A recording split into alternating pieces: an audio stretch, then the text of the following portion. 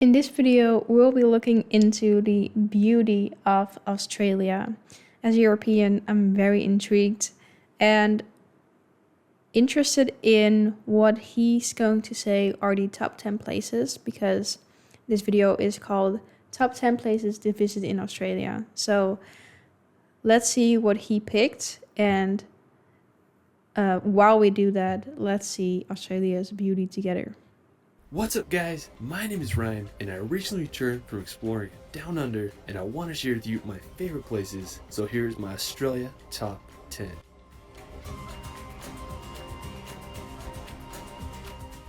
Australia is a massive country home to some of the world's most beautiful and diverse landscapes. From the pristine beaches of Esperance to the tropical island of Lord Howe, Australia is waiting to be experienced. Let's start this video off on Tasmania. Located off of Australia's southeast coast, Tasmania is an island home to some of the country's best That is so cute. What are those?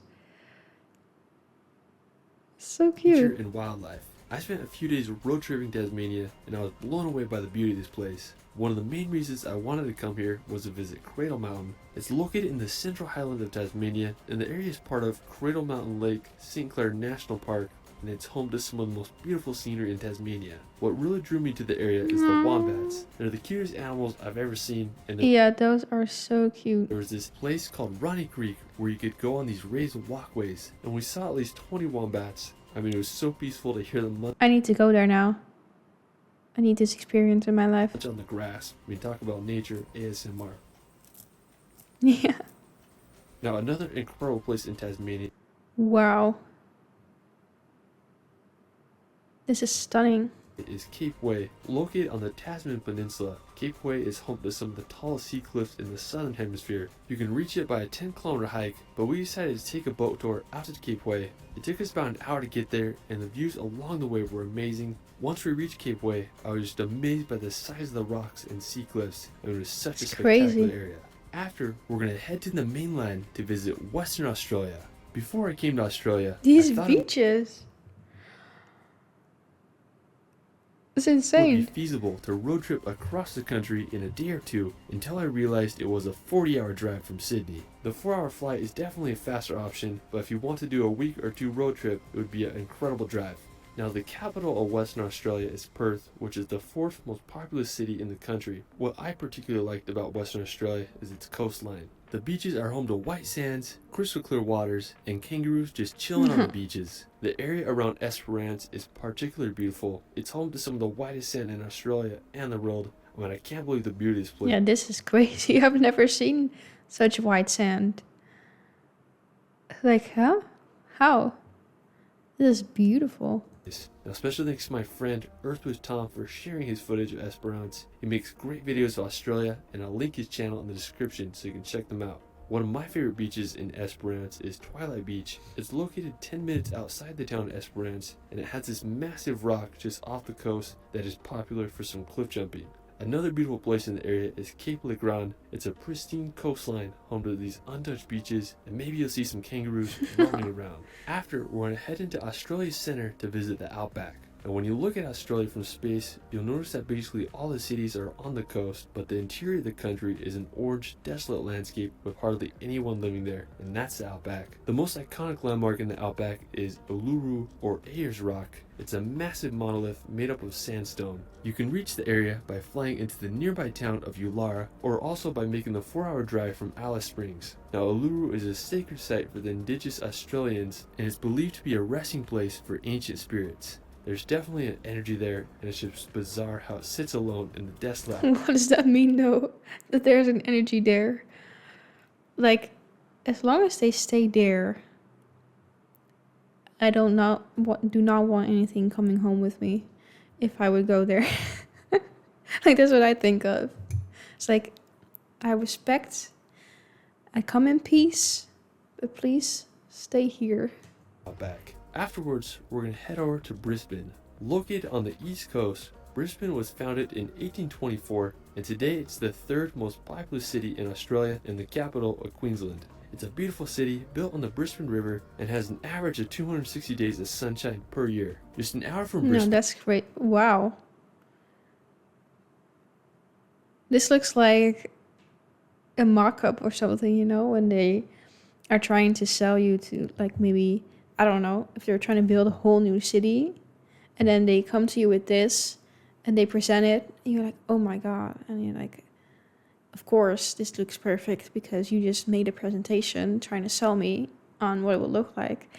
That's what this is Is to the me. Gold Coast, which is this incredible city with a huge beach contrasted with skyscrapers. If you want a No, more that's natural setting, crazy. you can embark to the Glasshouse Mountains. Located about an hour's drive from Brisbane, the Glasshouse Mountains are a group of 13 volcanic peaks. They are some of the most peculiar mountains I've ever seen. The tallest is Mount Birwa with an elevation of 556 meters. If you want to see them from the air, you can take a scenic plane tour to witness these unique mountains. After we're No, going I'm to not going in one of those small planes though. Like, I already don't like flying, especially not in one of those small planes.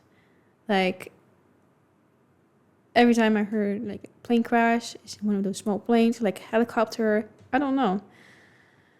I'm sure it's nice. Maybe one day I'll get over it, but the day has not come. visit Whitehaven Beach. Regularly voted as one of the best beaches in the world, Whitehaven Beach is located on the Whitsunday Island, and you can reach it by taking a boat or seaplane. The boat tour is the most affordable option, and you can reach Whitehaven by departing from places such as Airlie Beach or Shute Harbor on the mainland. Once you arrive at Whitehaven, you'll be amazed by the surrounding scenery. The sand is made up of silica, giving it its white color, and when combined with the blue ocean water, it creates this swirly turquoise Yeah, that's insane. This is so crazy. mix that winds back into the island's inlet, and it's just incredible to look at. You can get an elevated view of the area from the Hill Inlet Lookout. I mean, this place is on another level. Another incredible destination on the nearby mainland is Cape Hillsborough National Park. Okay, I think I'm in a little bit of a different angle because my camera died, but we're back. So let's go. Now, when I imagine Australia, kangaroos on the beach always come to mind, and Cape Hillsborough is one of the best places in the country to see them roaming on the coast. If you want the best chances of seeing them, you can wake up around 5 a.m. to witness the kangaroos and wallabies on the beach for sunrise. I mean, it's such an incredible setting with the rising sun and the kangaroos feeding on the mangrove sea pods and seaweed. After, we're going to head back to the ocean to visit probably one of the most famous places. I mean, do we even need to say anything about this? Like, Australia, you know that this is beautiful. Insane.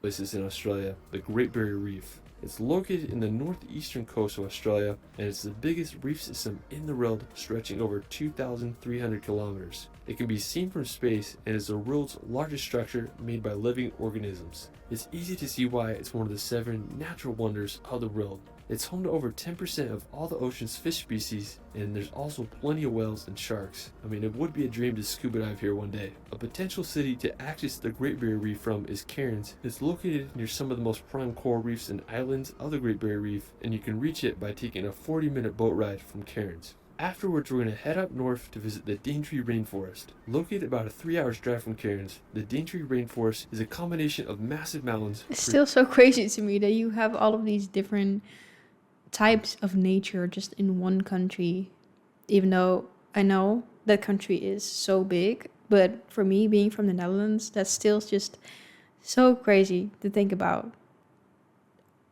I don't know.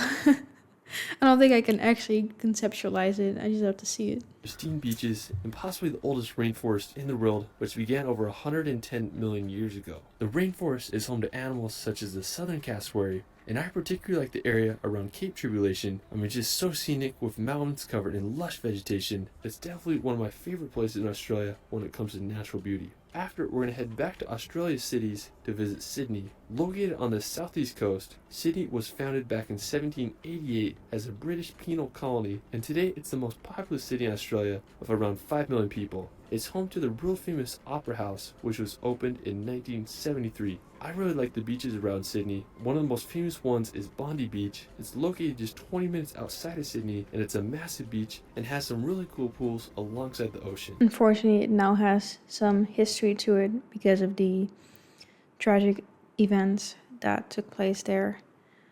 It must feel so weird and unfathomable to be there now like, I don't know. I don't really know, yeah, what it was like the days after the event and even now. Yeah, I can imagine people doing that, but On the coast is also Bronte Beach. It's smaller than Bondi Beach, but has its own charm, and there's this really cool public pool called Bronte Baths that you can get in if you don't want to swim in the ocean. A beautiful place outside of Sydney is the Blue Mountains. They are located about an hour and a half's drive from Sydney, and it's this incredible mountain range that has a famous distinct color due to a combination of eucalyptus oil droplets from the forest combining with water vapor and dust, creating a blue hue. A great lookout point in the mountains is from the Three Sisters. It's only a short walk to the lookout, and you get an amazing view of the rock pinnacles and the mountains in the background. After, we're gonna head to Melbourne. Located in the state of Victoria, about a 9 hours drive from Sydney, Melbourne is the second most populous city in Australia and was ranked the world's most livable city 7 years. wait, how do you pronounce the city name? Because I thought it was Melbourne, or I probably still don't pronounce it well, but I thought it wasn't Melbourne. So I don't know, like, please tell me in the comments for whenever I have to say it again. And yeah, I want to make sure I say it right. Not to point out something that he might have done wrong or something, but I just, yeah, whenever I film a video and like the name comes up, I'm like, okay, how do I say this name again? So can we once and for all, yeah, kind of establish this and let me know in the comments. In a row. There's a lot to do around Melbourne, such as taking a drive through the scenic Black Spur Forest. One of the most famous places in the area is the 12 Apostles. Located about a 3 hours drive from Melbourne, the 12 Apostles is a set of limestone sea stacks. There was originally 8 of them, but one collapsed in 2005 due to the constant erosion of waves and wind. While you're there, you can marvel at the stacks from the boardwalk and many viewpoints. For our final destination, we're going to visit Lord Howe Island. Located in the Tasman Sea between Australia and New Zealand, you can I didn't even know that this existed. reach Lord Howe Island by taking a 2-hour flight from Sydney. The island is just insanely beautiful. It's called the Hawaii of Australia, and after visiting it, I understand why. There can only be 400 tourists on the island at a time, and another interesting fact about Lord Howe is that it's the largest island ever to eradicate all its rats, which in turn has allowed the birds and wildlife to flourish here. One of the main reasons I wanted to go to Lord Howe Island was to visit Ball's Pyramid. It's the tallest sea stack in the world with a height of 572 meters. It's Wow. one of the wildest rock formations I've ever seen, as it sits alone in the desolate ocean. Now, to get to Ball's Pyramid, it was about an hour boat ride from Lord Howe Island. We went with this tour company called Reef and Beyond Eco Tours, and it was an adventure getting there. We boated around the entire sea stack, and I was just baffled by the scale of this place. I felt like Jack Sparrow discovering a treacherous island. We were going to snorkel in the water, but the sea was too rough, so it wasn't possible. After exploring Ball's Pyramid, we headed back to Lord Howe Island and got some incredible views on the way. While we were on Lord Howe, we had bikes to get around, and we did some great hikes. One of my favorites was Malabar Kims. There were some incredible views of the sea cliffs, and then we walked on the ridgeline to Kim's Lookout, and we were able to get an amazing view of the full island. I mean, this place is paradise. Another one of my favorite things that we did on the island was snorkeling. Lord Howe is home to the southernmost coral reef in the world, so there's tons of great snorkeling spots. We went to Ned's Beach and had a great time swimming in the warm, clear waters. We saw plenty of fish and a few sea turtles. Now for sunset, I love going down to Lagoon Beach to watch the sun light up the mountains of Lord Howe. Places Wow. don't get more This is crazy. Yeah. We don't have this in the Netherlands.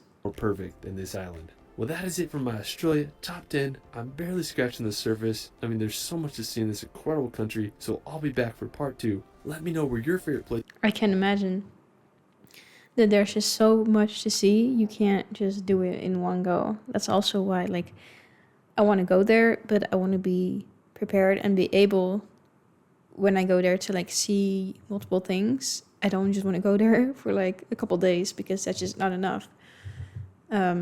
So I don't know when I'll actually be able to go, but